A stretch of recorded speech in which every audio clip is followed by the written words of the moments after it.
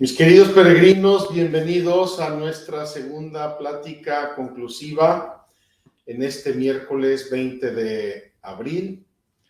Espero que estén disfrutando una buena Pascua, una buena semana de Pascua, que disfruten en su corazón, en su intimidad, todo lo que hemos venido viendo y celebrando, sobre todo desde la Pascua, desde el día de Pascua, donde gracias a Dios, gracias a la Iglesia, celebramos todo lo que habíamos hablado.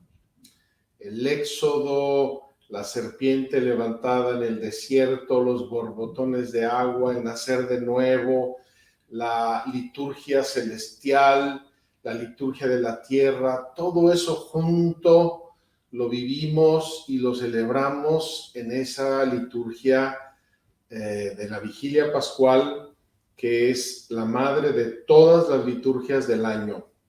Espero que lo hayan disfrutado mucho y que se quede en sus corazones ese gozo profundo de todos los aleluyas que cantamos durante esa vigilia y que estamos cantando en estos días de Pascua. Quiero ubicar esta segunda plática conclusiva en el periodo litúrgico que estamos viviendo, es decir, entre la Pascua y Pentecostés. La Pascua y Pentecostés. Este periodo, con toda la alegría pascual y todo el gozo de la resurrección y del misterio pascual de Cristo, no tendría sentido para nosotros si no se hubiera hecho vivo, actual y presente, si no fuera por la venida del Espíritu Santo. Entonces, también nosotros litúrgicamente tenemos que vivir este periodo con este gozo, con esta presencia, con esta expectativa. Es decir, estamos preparándonos para recibir una vez más en la liturgia, en la iglesia, el don del Espíritu Santo, hacerlo presente, hacerlo activo, dejarlo que transforme nuestra vida, nuestros corazones y que actúe a través de nosotros en la historia, en la iglesia, en el mundo, en nuestras familias, en nuestras iniciativas y en todo lo que hacemos. Entonces, queridos hermanos, ya estamos poniendo en práctica todo lo que aprendimos. No fueron solamente explicaciones bonitas, textos, el catecismo para arriba, para abajo, sino que ya estamos viviéndolo, ya lo estamos esperando, ya lo queremos aplicar, lo estamos aplicando y lo queremos transmitir también a nuestros amigos, a nuestras comunidades, a todos los que nos vamos encontrando. En la liturgia de ayer, la primera lectura de ayer, la carta de los Hechos de los Apóstoles, San Pedro exhortaba el día de Pentecostés a la gente que tenía reunida delante y les decía, ¿qué tenemos que hacer? Le decían las gentes, ¿qué tenemos que hacer? Y Pedro les responde dos cosas: convertíos y haceos bautizar. Convertíos y haceos bautizar. Y luego les va a dar una invitación a apartarse de la generación perversa que estaban viviendo. Entonces, dado que nosotros, creo, todos nosotros o la mayoría de nosotros ya somos bautizados y fuimos bautizados de niños, tendríamos que preguntarnos si verdaderamente nosotros nos convertimos. Es decir, yo nací católico, nací cristiano, en una familia cristiana, me bautizaron, me confirmaron de niño, me enteré, no me enteré, me acuerdo, no me acuerdo, me dieron la primera comunión, he practicado una religión con buena voluntad, en la tradición de mis padres, de mi familia, pero me convertí, yo hice ese trabajo, ese camino de abrirme a Cristo, de abrirle mi corazón, mi mente, mis criterios, de dejarme refundir verdaderamente por Cristo y por el Espíritu Santo en mi alma y en mi vida. Porque los que se bautizan de adultos, y esta Pascua esperamos que se hayan bautizado muchísimos adultos, pasan por ese periodo y ese camino que hemos presentado muy brevemente, que se llama el catecumenado. Es decir, un proceso de conocimiento de la fe, un proceso de conversión de vida moral, de apartarme del mal, de acercarme al bien, a la verdad, de querer identificarme con Cristo, con su modelo, con su ejemplo, y entonces recibían el bautismo. Y luego continuaba el proceso, porque el proceso de nuestra conversión en realidad no termina nunca, llega hasta el cielo. Si nosotros recibimos el bautismo de pequeños, y quizá también la confirmación y la primera comunión, ese fue en mi caso, tenemos un riesgo, y es que no recordamos el antes de ser cristianos, no hicimos la opción nuestra personal de hacernos cristianos, no hicimos el camino, no hicimos el proceso, sino que lo recibimos como algo dado, regalado a través de nuestras familias. Es maravilloso pensar desde que nací o casi desde que nací soy cristiano, tengo la imagen de Cristo en mi alma por el bautismo, pero igualmente queda a nosotros el trabajo, el proceso de ese camino y de esa conversión. ¿Para qué? Para irme acercando al modelo y al ideal de ser cristiano, es decir, de ser una criatura nueva, que vive en Cristo, que ama a Cristo, que sabe sus compromisos, que es consciente de las promesas que hizo en el bautismo. Renunciáis a Satanás, renunciáis a sus obras, renunciáis al mundo, renunciáis al pecado, renunciáis a todas esas cosas, sí. Pero luego resulta que medio renunciamos y medio no renunciamos. Dicen en México un proverbio que a mí me hace un poco de gracia, pero que tiene mucha miga y sobre todo que puede significar mucho en la vida de las personas. Decimos, se enciende una veladora a Dios y una veladora al diablo. Y muchas veces jugamos con los sacramentos. Total, después me voy a confesar. Y así aceptamos muchos autogoles, cuando queremos remontar. Ya se hace imposible porque hemos asumido una mentalidad muy lejana tal vez de lo que es la verdadera fe y el verdadero vivir en Cristo, o hemos adquirido hábitos, vicios, modos de vida, criterios contrarios a la vida cristiana. No se asusten, ese es el camino normal, habitual de crecimiento, de purificación, de acercamiento al ideal.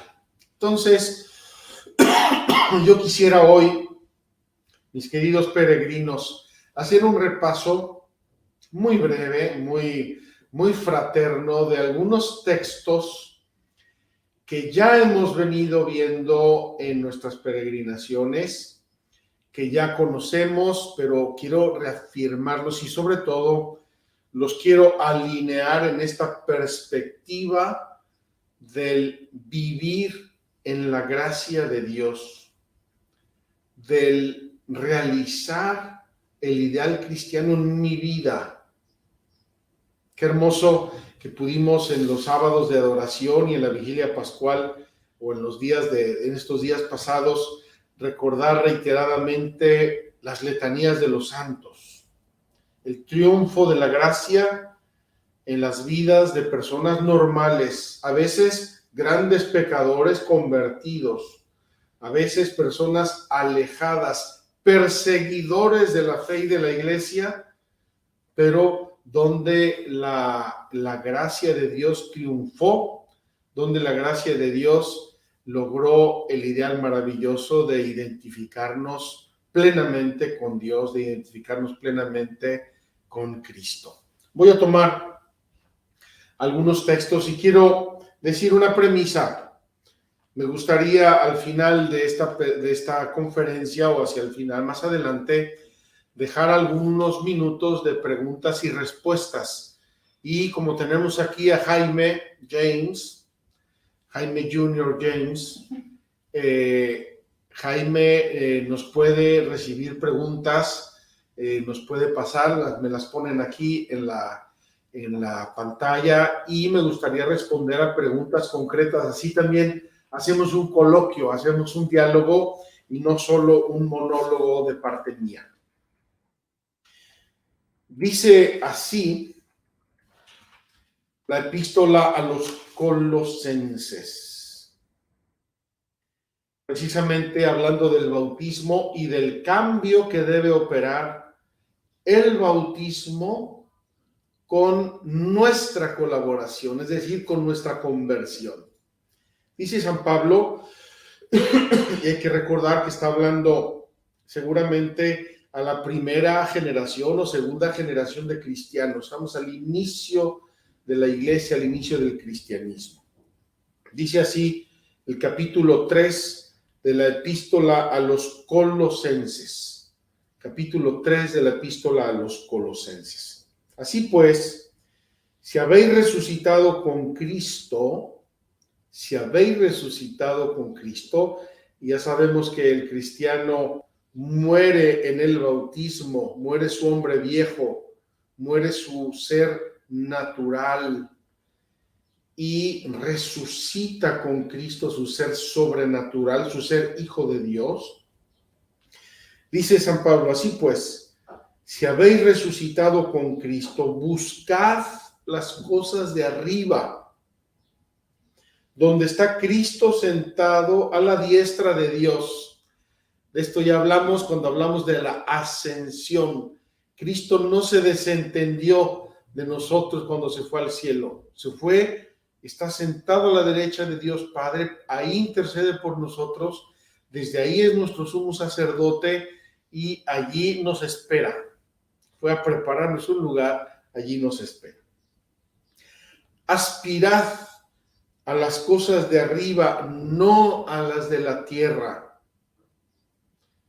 Mis queridos peregrinos, a veces se nos llena el corazón y los sentidos de ambiciones mundanas. Ahora quiero esto, mañana quiero lo otro, después quiero lo de más allá. Y aquí tenemos que admitir con realismo que los medios de comunicación, las redes sociales, los anuncios, las películas, nos van siempre metiendo más cosas. En vez de solucionarnos necesidades reales, inventan necesidades para que vivamos siempre anhelando cosas.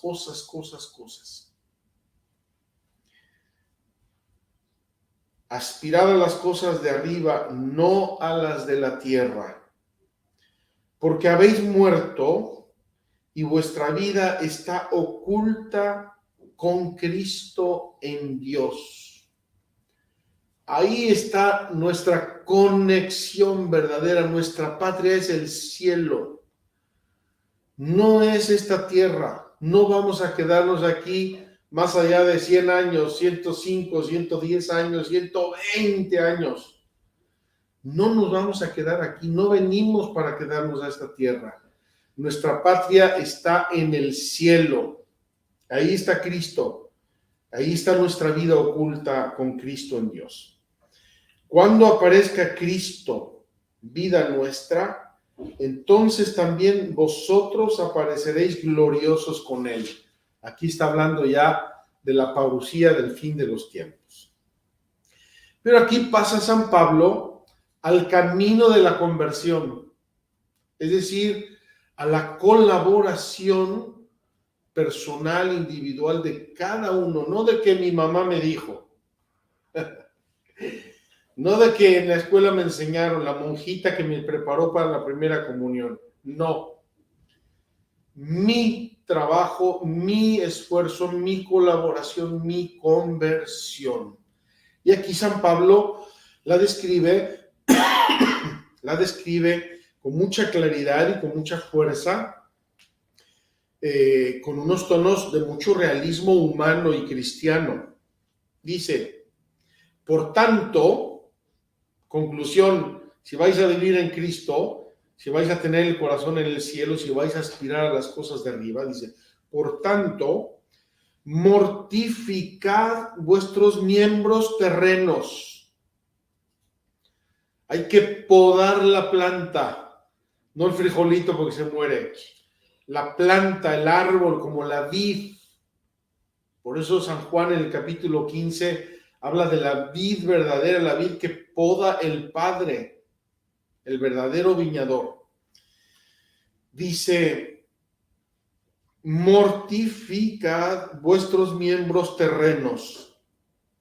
Y comienza a hacer una lista. Fornicación, impureza, pasiones, malos deseos y la codicia que es el deseo desordenado de los bienes materiales, la codicia, que es una forma de idolatría, es decir, pongo los bienes materiales en el lugar de Dios. Todo esto es normal que se dé en nuestros corazones, se da, aparece, nacemos con esto, pero hay que ir pacientemente limpiando el terreno.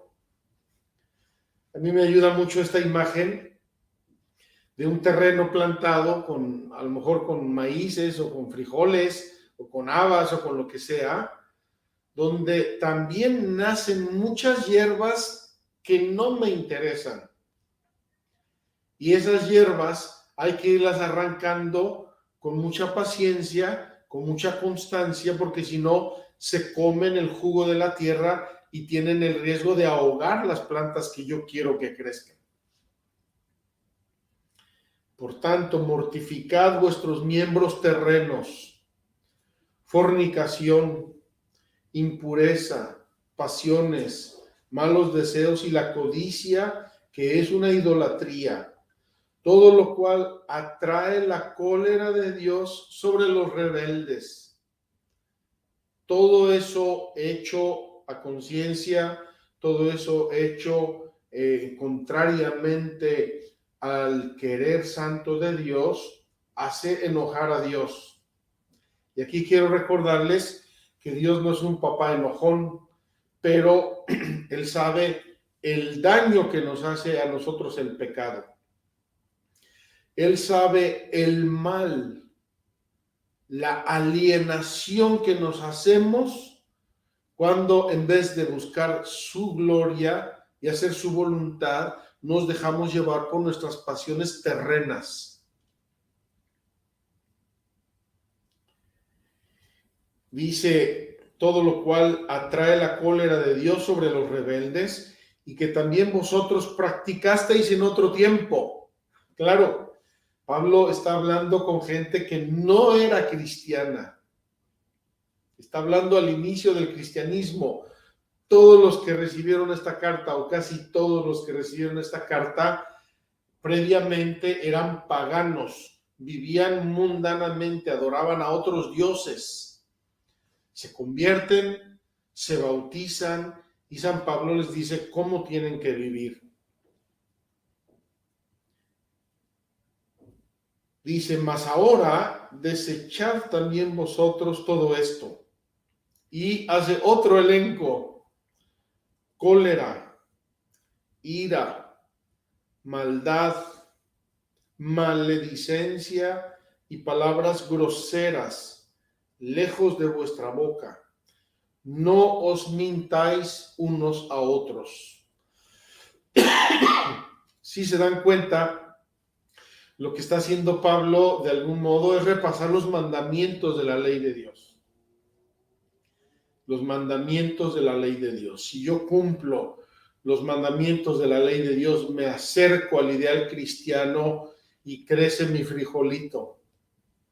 Y no crecen las hierbas que lo van a sofocar y a dañar.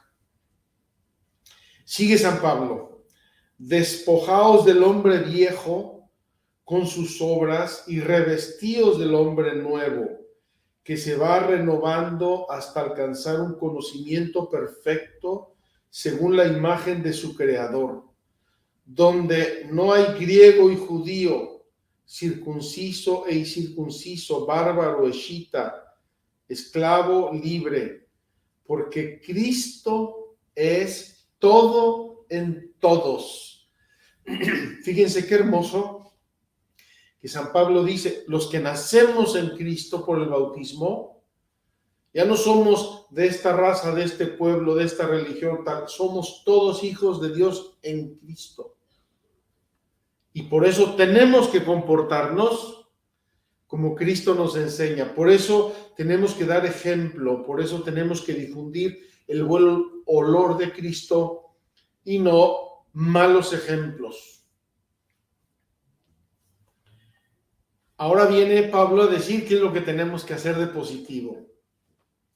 Revestíos, pues, como elegidos de Dios, santos y amados, tres características preciosísimas de nuestro ser como bautizados, elegidos de Dios, santos, santificados y amados por Dios. Revestidos de entrañas de misericordia, de bondad, humildad, mansedumbre, paciencia, soportaos unos a otros y perdonándoos mutuamente si alguno tiene queja contra otro. Como el Señor os perdonó, perdonaos también vosotros. Y por encima de todo, revestíos del amor, que es el vínculo de la perfección.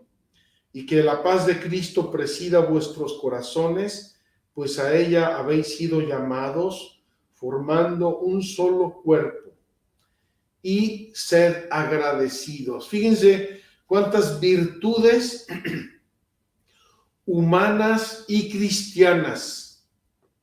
La gratitud es una virtud humana. Reconocer que los demás me hacen bien y agradecerles es una virtud humana de buena educación, de elegancia, de finura, pero también es una virtud cristiana. Yo reconozco tu virtud, reconozco lo bueno que tú haces en Cristo y lo que me das, tu ejemplo, tus palabras, tu apoyo, tu misericordia, lo reconozco y te lo agradezco. La palabra de Cristo habite en vosotros con toda su riqueza. Instruíos y amonestaos con toda sabiduría. Cantad agradecidos a Dios en vuestros corazones con salmos, himnos y cánticos inspirados. Esto es para James, que nos tiene que cantar cantos, himnos y salmos inspirados. Y todo cuanto hagáis, fíjense qué hermosa conclusión hace Pablo. Y todo cuanto hagáis de palabra o de boca, de palabra y de boca, hacedlo todo en el nombre del Señor Jesús, dando gracias por su medio a Dios Padre.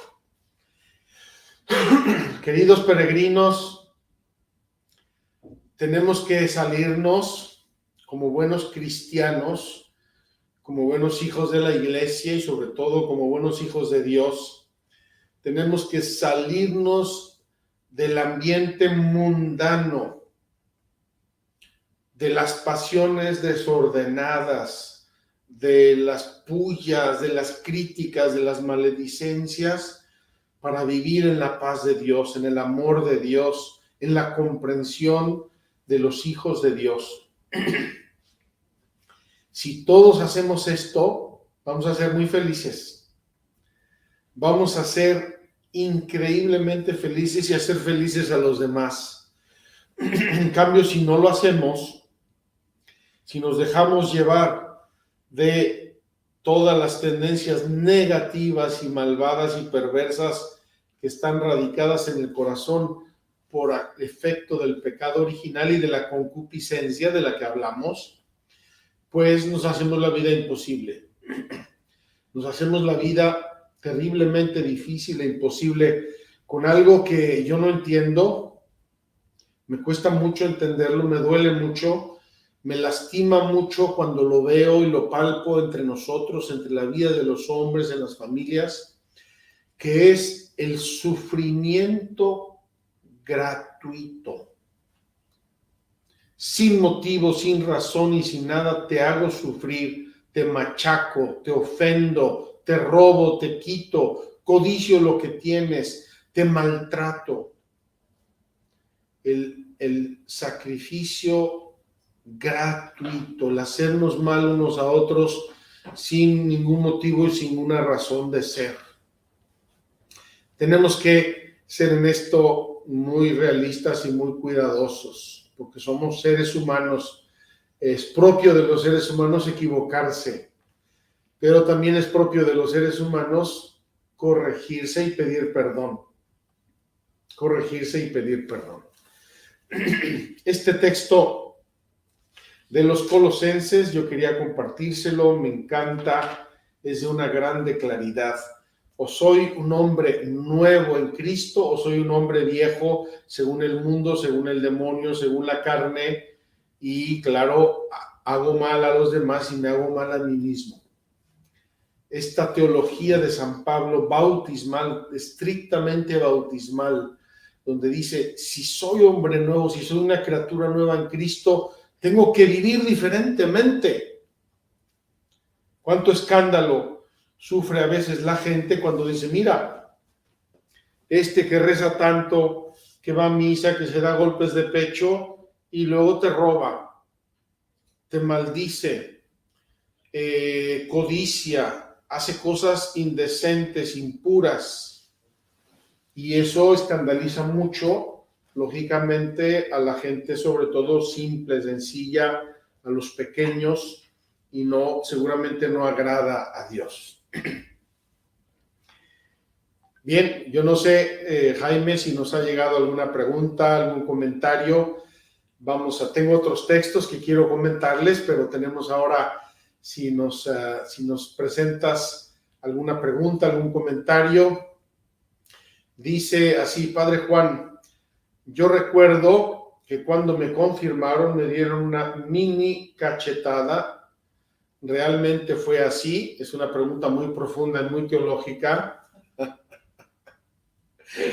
Sí, efectivamente así era un aspecto del rito antiguamente, luego el Vaticano lo cambió. No era una cachetada de ofensa, ni de enojo, ni de nada. Era un modo de expresar un espaldarazo para decir, despierta, ahora eres un discípulo y un soldado de Cristo. Tienes que dar testimonio de Cristo. Date cuenta de esto. Era el sentido que tenía esa cachetada. Obviamente dependía del obispo y de las manos. Quizá el que tenía manos muy pesadas daba una cachetada un poco más fuerte. En realidad era un gesto simbólico, era un puro gesto simbólico. Bien. Aquí nos hacen otra pregunta y dice, Padre Juan, ¿cómo explicarle a niños de catecismo el orden de los sacramentos? Pues hoy en día la confirmación se hace a los 16 y 17 y la primera comunión entre 9 y 12. La preparación para cada sacramento es de 2 años y deben tener 7 y 14 cumplidos respectivamente. Quiero decir, a este respecto, Me pregunta Elena. Elena, el orden de los sacramentos y la edad de los sacramentos y el modo como recibirlos es algo que establece la Iglesia prácticamente en cada nación. Antes era de modo universal, pero ahora la Iglesia lo ha dejado a las conferencias episcopales establecer y tiene que basarse en criterios pastorales. ¿Qué significa criterios pastorales? Significa que los obispos de una cierta región o de una nación que conocen a su pueblo, que saben qué nivel de vida cristiana tiene su pueblo, que sabe qué nivel de cultura cristiana tiene su pueblo, que saben qué nivel de madurez o inmadurez tiene su pueblo, ellos deciden cuándo y por qué conviene establecer los sacramentos a una cierta edad. No podemos hacer reglas generales. Yo hice la primera comunión a los 5 años, todo el mundo tiene que hacerlas a los 5 años. Se presume que la primera comunión los niños tienen que entender bien lo que están haciendo, y para la confirmación aún más, porque la confirmación incluye el deseo y el deber de dar testimonio cristiano. Ahora, esto quiero decirles una cosa. Nosotros frecuentemente minusvaloramos la capacidad de los niños de entender las cosas espirituales. Los niños entienden divinamente las cosas espirituales aún pequeños, si se les explica de modo adecuado, si se les pone los ejemplos adecuados. ¿Y qué pasa cuando no se les explica ese tiempo? Pues mira, si no les explicas la Biblia, si no les explicas la historia sagrada a tiempo, si no les explicas los sacramentos de la fe a tiempo, si no les explicas las oraciones de la iglesia a tiempo, cuando quieres ir a sembrar las semillas de la fe en tu parcela o en la parcela de tus hijos, te encuentras con que la parcela está llena ya de hierbajos. Por ejemplo, muchas caricaturas que ven los niños tienen unas ideologías muy profundas y muy estudiadas para distraer a los niños y crearles unas concepciones casi religiosas del mundo, de los seres humanos, etc. Cuando tú quieres irle a explicar a tu hijo, a tu niño, quién es Dios y cómo nos ama y qué nos creó, se ríe tu niño porque ya vio 20,000 caricaturas con explicaciones contradictorias a la fe. Entonces, repito, los obispos de cada región o de cada nación tienen que establecer la edad de los sacramentos y las condiciones de los sacramentos porque conocen a su pueblo y porque quieren acompañar a su pueblo del mejor modo posible. Dicho esto, es obvio que hay siempre excepciones y las excepciones confirman la regla, no la destruyen, sino que la confirman. Yo soy de la opinión de que los niños, entre más pronto sea posible, enseñarles la fe es mejor. Es cuando se está formateando el disco duro. Cuando estás formateando el disco duro en un niño pequeño, tiene su mente limpia, en blanco, preciosa, ahí siémbrale la fe, ahí siémbrale la historia sagrada, ahí siémbrale los hechos de la vida de Jesús, los entienden perfectamente. Antes se decía, ¿cuándo hacen los niños la primera comunión? Y decía el catecismo, en cuanto llegan al uso de la razón. Los niños llegan al uso de la razón entre 5, 6, 7 años. Entienden divinamente las cosas. A veces nosotros creemos que no las entienden cuando ya entienden otras muchas cosas nefastas. Hay que ganarle el terreno y el tiempo a las cosas inútiles o banales y enseñarles a los niños las cosas preciosas de Dios. Les encantan a los niños, les gustan, les atraen. Quiero darles un ejemplo que me pasó en estos días. En el evento conclusivo del domingo hicimos una entrevista a los 3 niñitos de la primera comunión.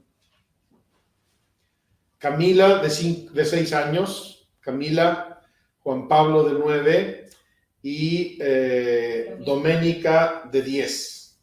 3 niñitos. Obviamente Camila, la pequeñita, es muy avispada porque tiene 2 hermanitos, tiene escuela. Y claro, entre los hermanitos se retan, se complementan, se enseñan, se tironean, y eso es tremendamente educativo. Pues yo les hablé de cosas muy serias. Doménica me hizo una pregunta: padre, ¿cómo sabemos que Dios nos creó? Le expliqué lo que significa el nombre de Yahvé: yo soy el que soy, el que tiene el ser lo da a los demás, etcétera. Le expliqué, se quedó feliz, se quedó contenta, se quedó tranquila. Si yo me asusto porque una niña de 10 años me pregunta esto y comienzo a mirar al cielo como si me estuviera cuestionando quién sabe qué cosa, pues en vez de darle una respuesta que llene su corazón, que satisfaga su curiosidad, la pongo en crisis o le duplico la inquietud que tiene. Y otra cosa que es muy, muy importante para educar a los niños, y a veces se nos olvida a nosotros adultos: hay que entender exactamente lo que el niño está preguntando. Es decir, no las palabras que está usando, sino la profundidad, la extensión, el sentido de su pregunta. Y darle respuesta a su pregunta. No mucho más de lo que un niño puede preguntar.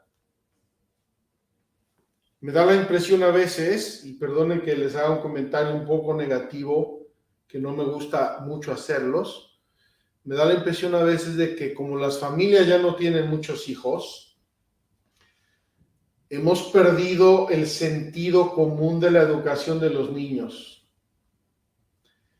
Y hemos perdido la dimensión de cómo el niño va creciendo y qué significan sus preguntas.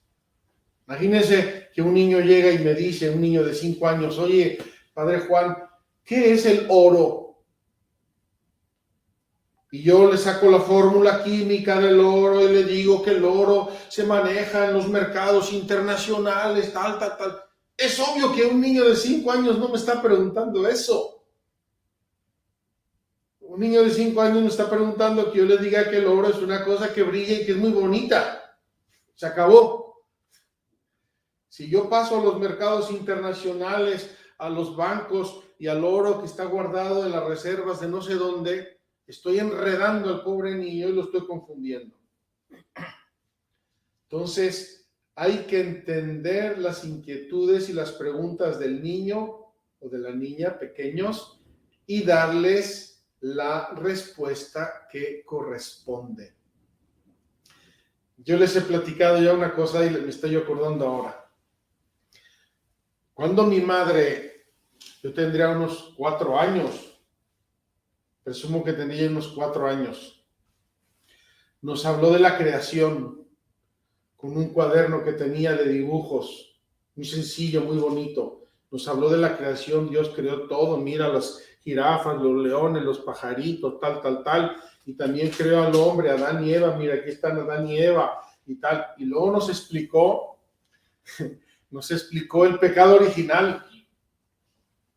Nos explicó el pecado original, que no obedecieron a Papá Dios, y entonces Papá Dios se enojó y lo sacó del paraíso terrenal. Yo lo entendí perfectamente. Yo no sé si me estaba dando la catequesis mi mamá a mí o alguno de mis hermanos mayores, porque yo recibí la catequesis como 5 veces. Pero yo recuerdo que mi fantasía Yo coloqué esa expulsión de nuestros primeros padres del paraíso. Yo me acuerdo dónde la coloqué, en mi fantasía de niño. ¿Por qué? Porque detrás del rancho de mi papá había una barranca. Ahora me río de la barranca, es un agujerito, pero en ese tiempo me parecía así como el fin del mundo. Y entonces en mi fantasía de niño, ahí coloqué yo la expulsión de Dios, de nuestros primeros padres del paraíso por el pecado original. Es obvio que entendí el tema de modo muy simbólico, muy sencillo, muy embrional, y luego con el tiempo eso va creciendo y va tomando la forma verdadera y se va adaptando a la edad de un niño, de un adolescente y luego de un joven y de un adulto. Los niños entienden muy bien, entienden más de lo que creemos y tienen vida interior. Hablan con Jesús, hablan con la Virgen, hablan con su ángel de la guarda, hablan con los santos.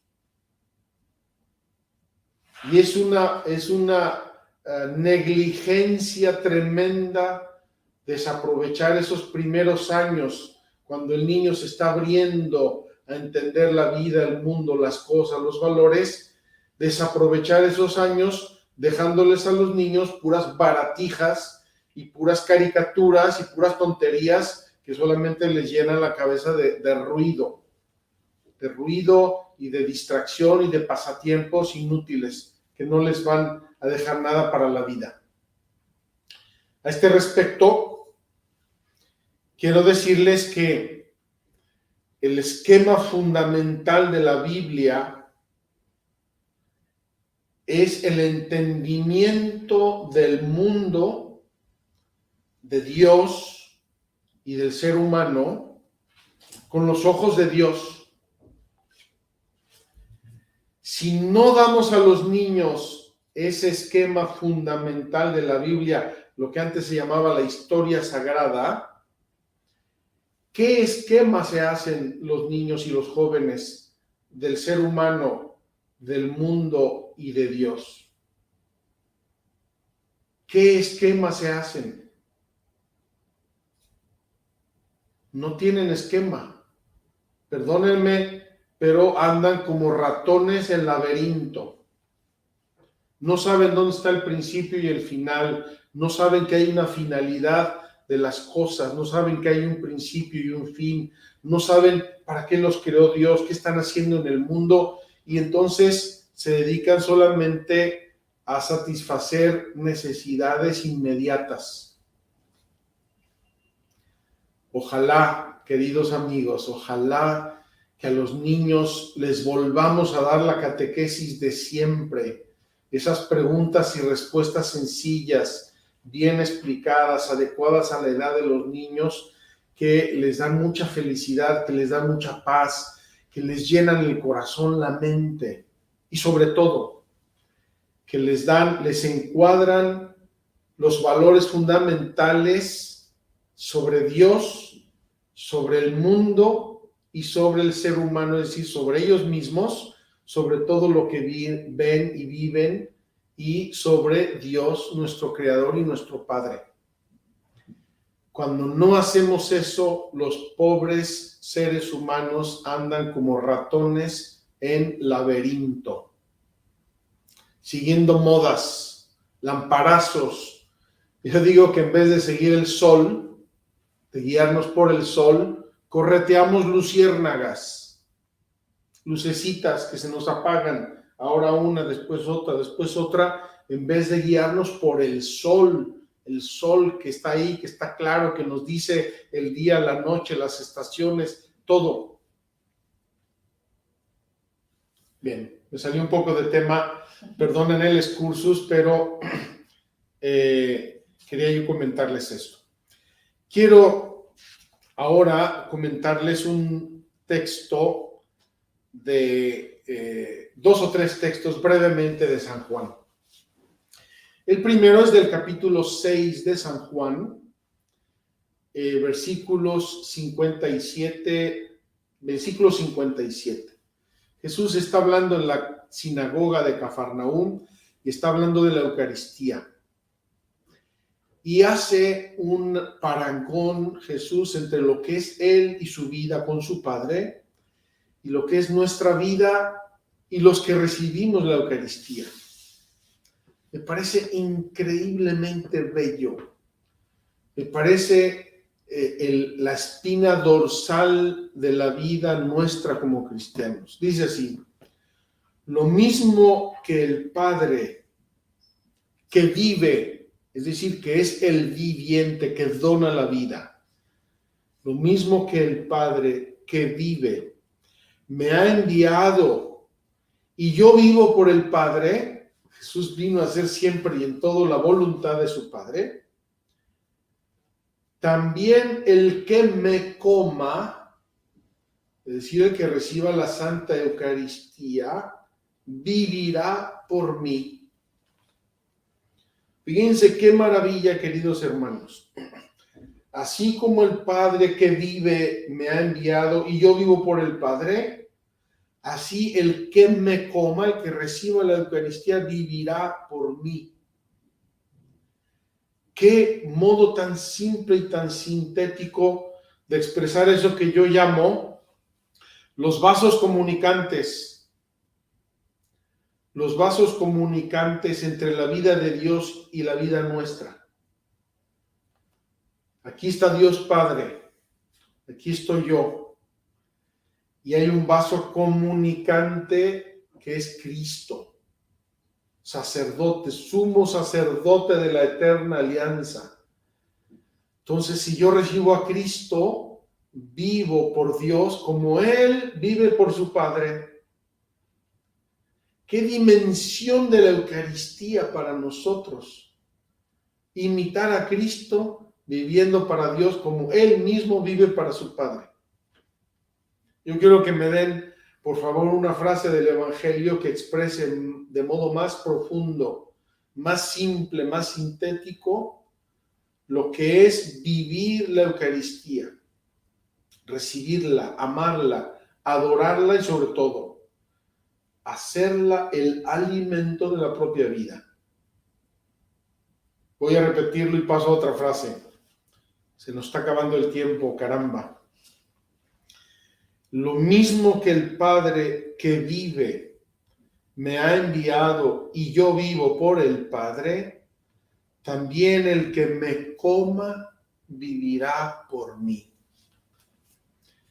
Y ya sabemos que nadie puede comer a Jesús, nadie puede recibir la Eucaristía si no entra por la puerta del bautismo, la puerta de entrada a todos los sacramentos, a recibir la vida de gracia y la vida de Dios en nuestras almas.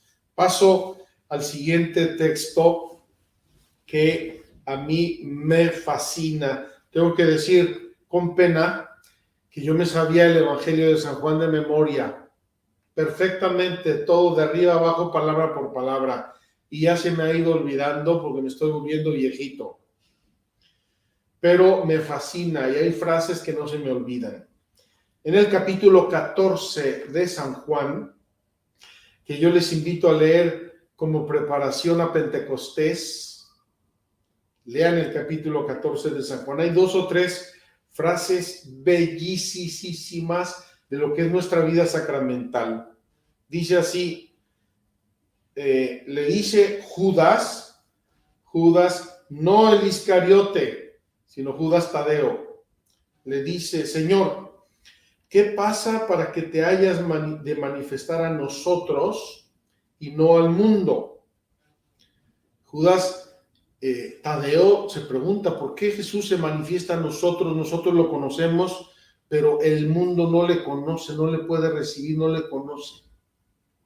Y dice Jesús: si alguno me ama, condición, si alguno me ama, guardará mi palabra. Es decir, me va a obedecer. El que me ama me va a obedecer. Y mi Padre le amará y vendremos a él y haremos morada en él. Queridos peregrinos, esta es la síntesis de toda la vida sacramental. Si alguno me ama, guardará mi palabra, me va a obedecer, me va a seguir. Por lo menos va a hacer sinceramente el esfuerzo. Si alguno me ama, es cuestión de amor primero, luego la obediencia. Primero el amor, luego la obediencia. Si alguno me ama, guardará mi palabra. Y mi Padre lo amará y vendremos a él. ¿Quién? Jesucristo y el Padre. ¿Podemos pretender una cosa más bella, más santa, más grande, más hermosa, más gratificante? Si alguno me ama, guardará mi palabra y mi Padre le amará y vendremos a él y haremos morada en él. Será nuestra casa, nuestra habitación. Por eso nosotros somos, dice San Pablo, somos templos de Dios, somos templos del Espíritu Santo. Y lo somos. Y Dios está conmigo, y Dios me ama, y Dios me inspira, y Dios me ilumina, y Dios me consuela, y Dios me fortalece. Pero sigue el Evangelio. El que me ama, el que no me ama, no guarda mis palabras. El que no me ama, no me obedece. Y la palabra que escucháis no es mía, sino del Padre que me ha enviado. Os he dicho estas cosas estando con vosotros.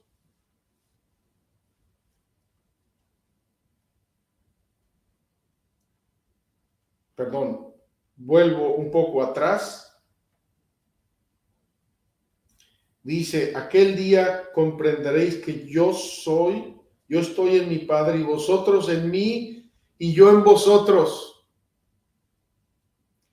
El que tiene mis mandamientos y los guarda, obediencia a los santos mandamientos de la ley de Dios, ese es el que me ama. Y el que me ame será amado de mi Padre, y yo le amaré y me manifestaré a él. Yo quiero que me expliquen una frase, una realidad que pueda ser más bella, más gratificante, más humanizadora, que nos pueda dar más realización humana que esta. Lo que pasa es que amar a Cristo y obedecerlo es difícil. Hay que podar muchas ramas, hay que arrancar muchas hierbas, hay que hacer renuncias, pero vale la pena. Tener a Dios en mi corazón, sentir el amor de Dios en mi corazón, que Dios more en mí, que Él me ame y que Él se manifieste a mi corazón. ¿Puede haber algo más bello, más santo y más hermoso? Imposible. Imposible, absolutamente imposible.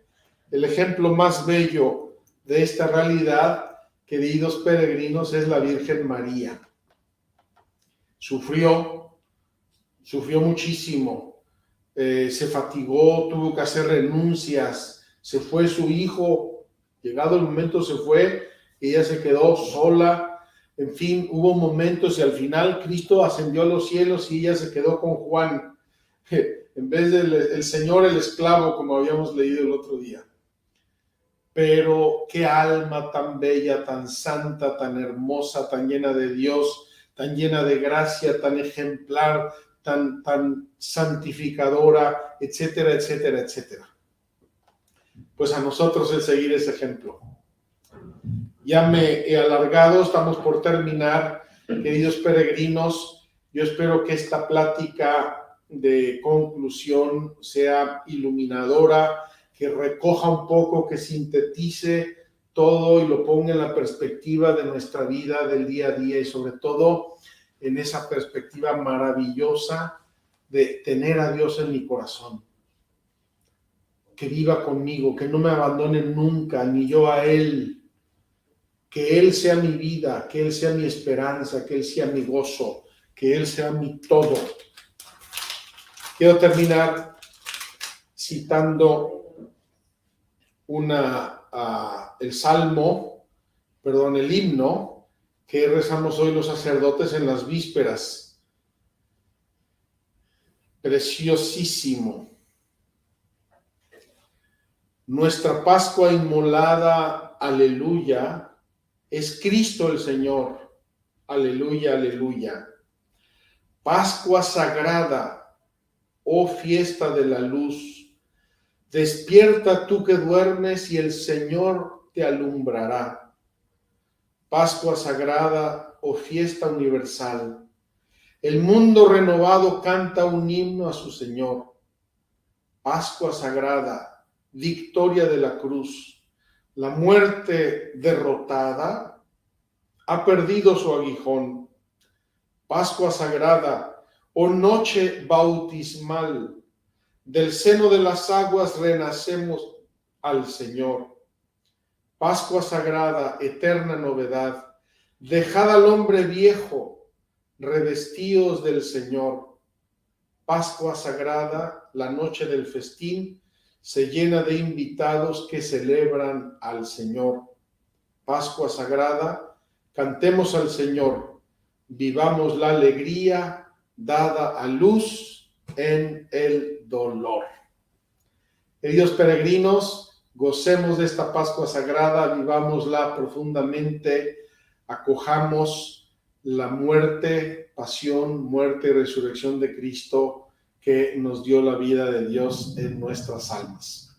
Nos vemos mañana a la misma hora, en el mismo lugar, y mañana tenemos nuestra última plática, broche de oro, esperamos, y conclusión de esta peregrinación cuaresmal 2022, peregrinación de la gracia, recorriendo la Tierra Santa de la mano de nuestra Santa Madre, la Iglesia.